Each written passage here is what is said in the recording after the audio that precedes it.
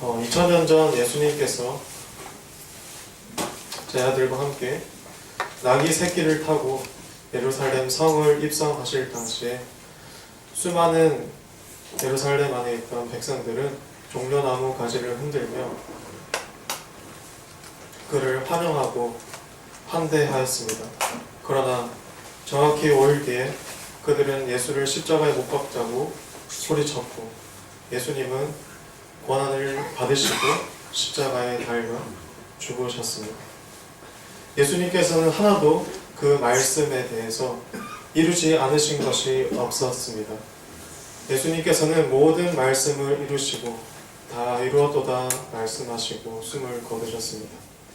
그리고 정확히 3일 뒤 예수님께서는 다시 부활하셔서 살아나셔서 제 아들에게 나타나 보이셨고 하나님 나라의 일들을 40일 동안 가르치시며 이야기하시다가 승천하시며 이렇게 말씀하셨습니다. 하늘로 간 그대로 다시 오리라 라고 말씀합니다. 그리고 10일 뒤 오순절 마가의 다락방에 성령이 임하셔서 예수의 영, 하나님의 영이라고 일컬어지는 성령이 그 오순절 마가의 다락방에 임하여 그 성령을 받은 자마다 하나님을 증거하고 하나님을 증언하며 살아가기 시작했습니다. 그리고 2000년 뒤 오늘 여러분들과 저는 그 예수님을 믿고 복음을 받아들인 자로서 이 자리에서 예배를 드리고 있는 것입니다. 할렐루야. 아멘. 예수님께서 돌아가신 것만큼이나 저는 오늘 중요한 재림에 대해서 말씀드리려고 합니다. 오늘 이 자리에 모이신 여러분들 모두에게 오직 그리스도의 은혜와 그에 대한 소망으로만 가득하시기를 간절히 바랍니다.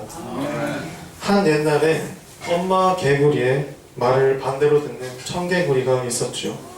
강가에서 놀라고 하면 바다에 가서 놀고, 공부하라고 하면 나가서 놀고, 밥 먹으라고 하면 굶고, 그렇게 반대로만 하는 개구리였죠. 엄마 개구리는 죽기 전에 이러한 유언을 남깁니다. 내가 죽거든 개울가에 묻거라. 이 아들 청개구리가 이번에도 반대로 할까 싶어서 산에 묻으라고 하지 않고 개울가에 묻으라고 했던 것입니다. 그러나 아들 청개구리는 이번만큼은 엄마의 말을 들어야겠다라고 생각하여 산에 묻지 않고 정말로 개울가에 묻게 되었습니다. 결과는 참으로 비참했죠.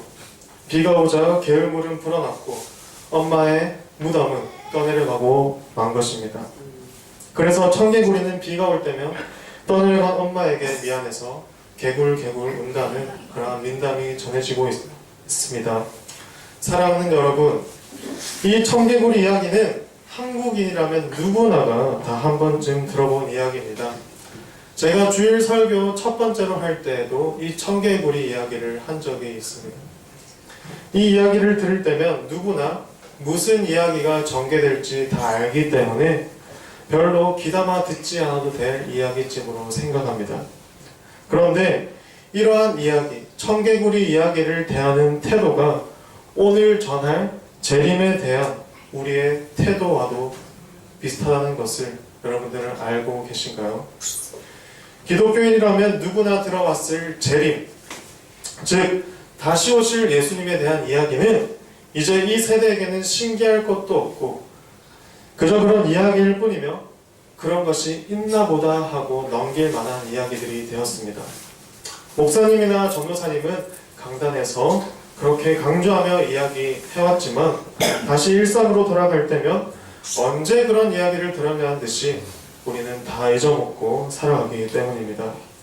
또 어떤 때는 재림에 대한 이야기가 생소하게 느껴지고 삶의 자리에서 말하거나 전하게 되면 굉장히 진부한 사람이거나 이상적인 사람이거나 또는 이단으로 이렇게 의심받게 되는 상황에도 처하게 됩니다.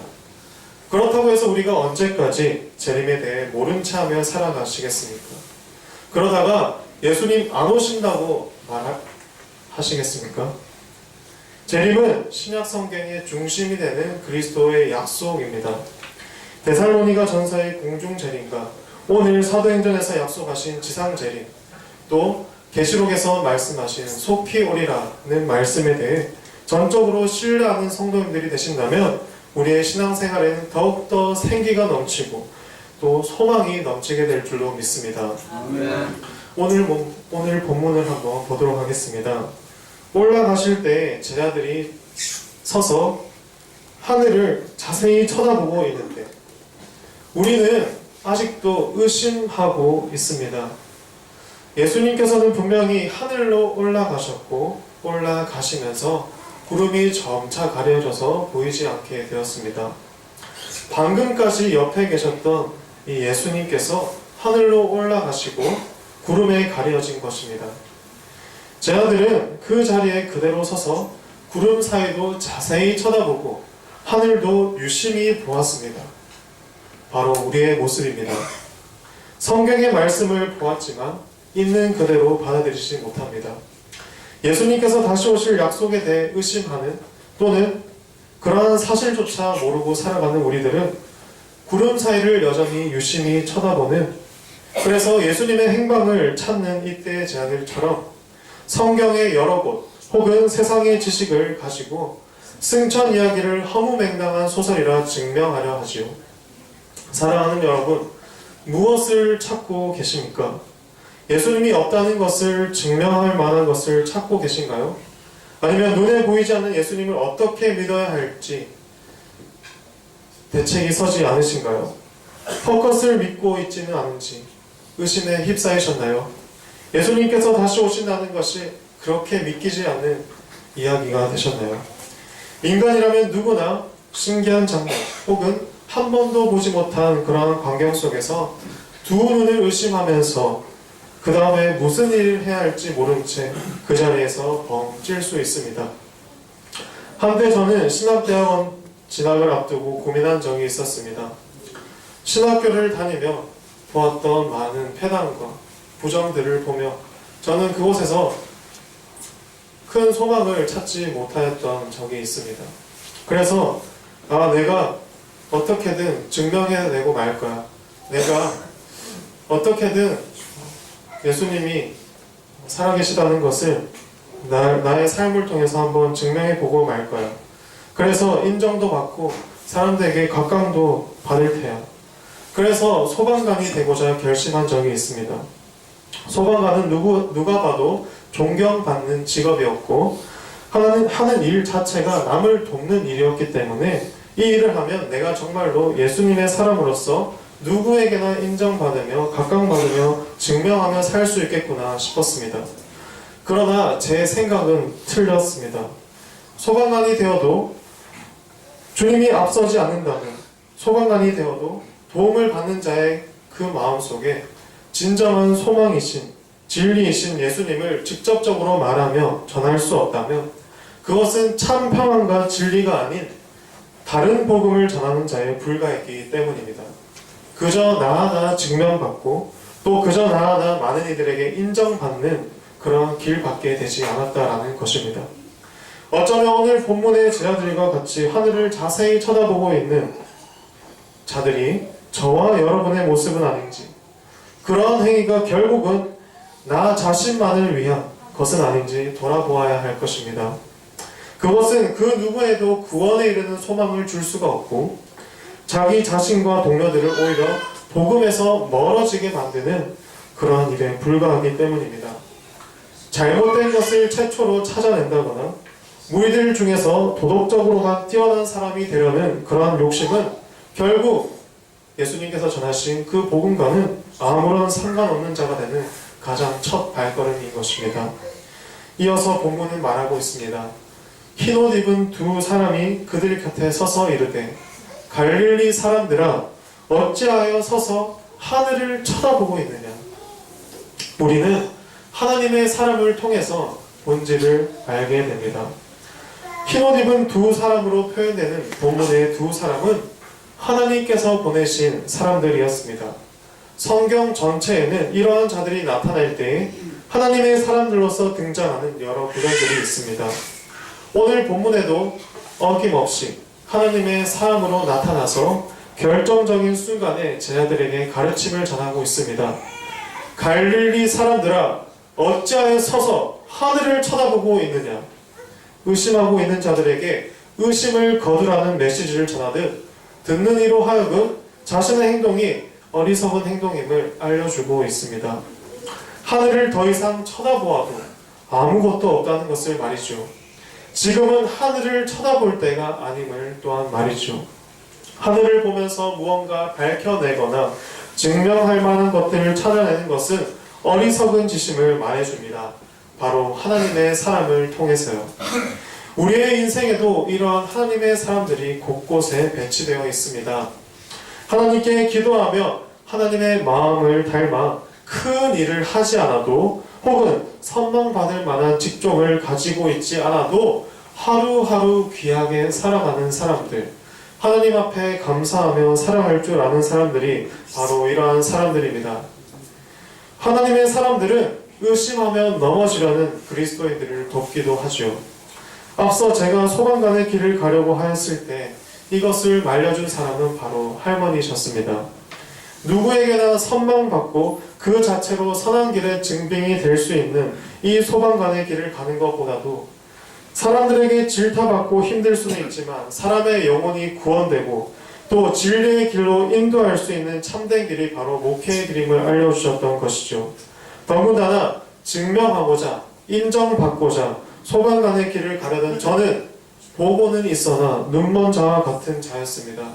그러나 목회의 길은 보지 않아도 믿고 그것이 마음으로 느껴지는 길이었고 나뿐만 아니라 많은 이들의 마음속에도 평안을 가져다 줄 수 있는 하나님의 마음을 심겨줄 수 있는 그런 것을 느끼게 할 수 있는 귀한 길이었기 때문입니다.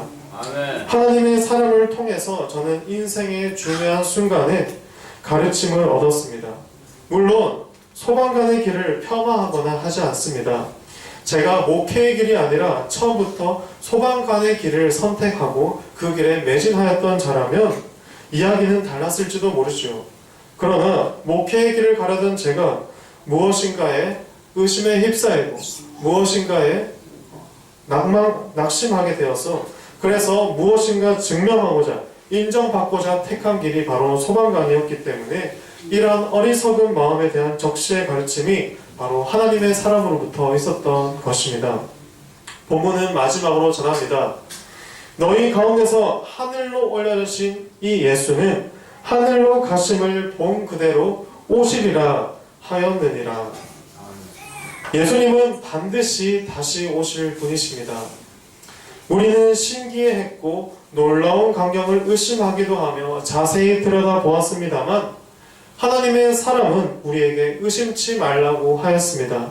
그리고는 예수님께서 다시 오신다고 알려주었습니다. 어떻게 말이죠? 하늘로 올라가심을 본 그대로 다시 오신다라는 것이죠.